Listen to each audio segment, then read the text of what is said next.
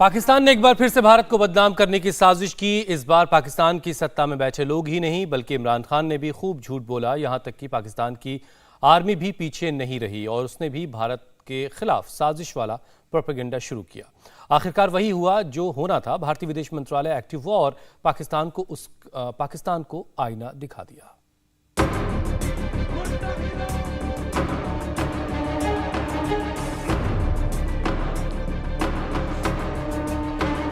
पाकिस्तान ने हिंदुस्तान के खिलाफ इंटरनेशनल इस्लामिक फ्रंट खोलने की साजिश रची थी। पीएम शहबाज शरीफ ने साजिश की मुहिम शुरू की। पाकिस्तान के राष्ट्रपति ने भी इसमें हिस्सा लिया। विदेश मंत्रालय को काम पर लगाया। साथ में पाकिस्तानी फौज भी आ गई। नुपुर शर्मा के बहाने पाकिस्तान का पूरा अमला अपने देश की कंगाली को भूलकर हिंदुस्तान को कमजोर करने की जुगत में लग गया।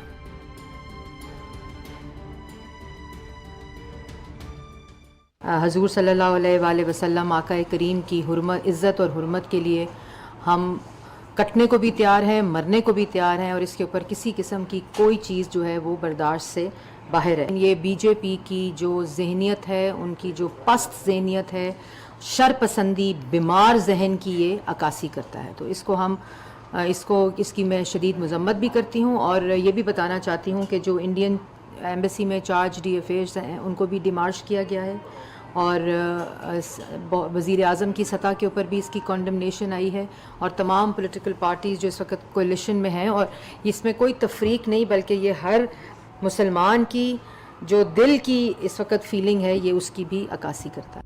पाकिस्तान ने भारत के खिलाफ एक जंग छेड़ दी। पाकिस्तान का प्लान था इस्लामोफोबिया को मुद्दा बनाकर सऊदी अरब, यूएई, कुवैत, ईरान और बहरीन से भारत के संबंध खराब करवाना। जब हिंदुस्तान के मित्र देशों को कोई बात बुरी लगी, उनको दुख हुआ, उन्होंने भारत सरकार से अपनी बात कही तो अपने मित्र देशों का ख्याल भी रखा गया और यहीं से पाकिस्तान की हार शुरू हुई। ये कुवैत के लिए जारी इंडिया की प्रेस रिलीज है। ये कतर को भारतीय विदेश मंत्रालय का जवाब है और ये पाकिस्तान ओआईसी यानी ऑर्गेनाइजेशन ऑफ इस्लामिक कोऑपरेशन को हिंदुस्तानी आईना है जिसने पाकिस्तानी पीएम शहबाज शरीफ से लेकर जनरल बाजवा की आंखों से आंसू जरूर निकाल दिए होंगे। कुवैत की नाराजगी पर विदेश मंत्रालय ने जो जवाब दिया है उसके आखिरी 2 पैराग्राफ देखिए।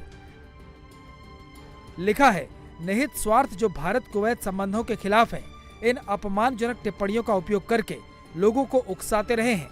हमें ऐसे तत्वों के खिलाफ मिलकर काम करना चाहिए जिनका लक्ष्य हमारे द्विपक्षीय संबंधों की ताकत को कम करना है।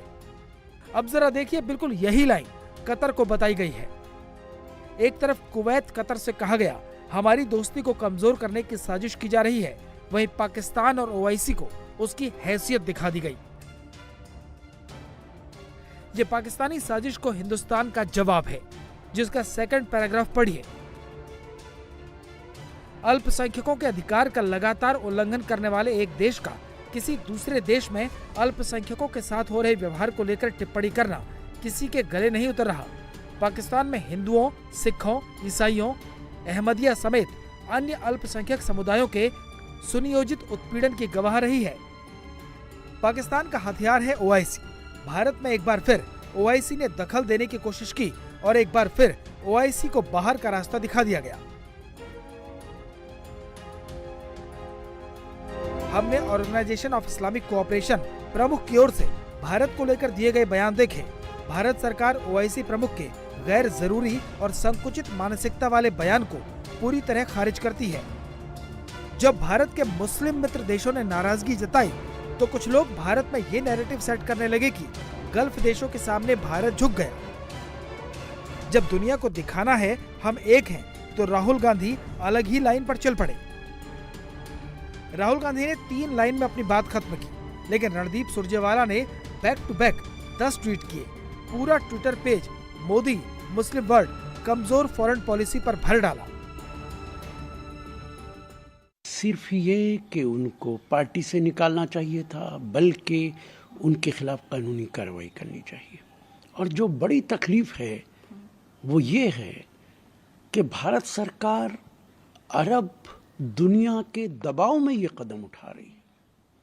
अगर ये कदम अपने आप उठा लिया होता तो शायद अरब वर्ल्ड को बोलने की ज़रूरत नहीं पड़ती। और आज पहली बार ऐसा हो रहा है कि बाहरी दुनिया के दबाव में भारत सरकार काम कर रही है। ये एक गलत मिसाल है और भविष्य के अंदर हम पे जो भी दबाव डालेगा हम उसके दबाव में झुक जाएंगे। असदुद्दीन ओवैसी ने भी मोदी सरकार को विदेश नीति का पूरा ज्ञान दे डाला। क्या कर रहे हैं? कौन सी फॉरेन पॉलिसी है प्रधानमंत्री जी आपकी?